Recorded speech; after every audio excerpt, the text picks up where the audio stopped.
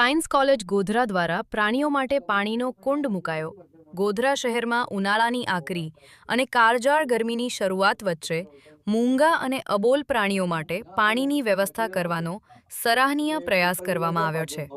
Sheth P T. Arts and science college ગોધરાના પ્રમુખ શ્રી ભૂપેશભાઈ શાહના માર્ગદર્શન હેઠળ આ માનવીય પહેલ હાથ ધરવામાં આવી.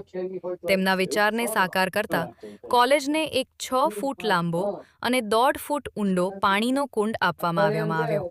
કોલેજમાં સેવા માટે હંમેશા તત્પર રહેતા પ્રોફેસર ડોક્ટર સુરેશભાઈ ચૌધરી તથા તેમની ટીમ દ્વારા આજરોજ સવારે કુંડને યોગ્ય સ્થળે મૂકવામાં આવ્યો. તેને સારી રીતે સાફ કરી નિર્મળ પાણીથી ભરવામાં આવ્યો હતો. આ પહેલના કારણે ઉનાળાની તીવ્ર ગરમીમાં પ્રાણીઓને મોટી રાહત મળશે તે નિશ્ચિત છે. આવી માનવીય સેવા માટે Sheth P T. Arts and science college Godhra અભિનંદનને પાત્ર છે. મનોમંથન દૈનિક કાર્યાલયથી.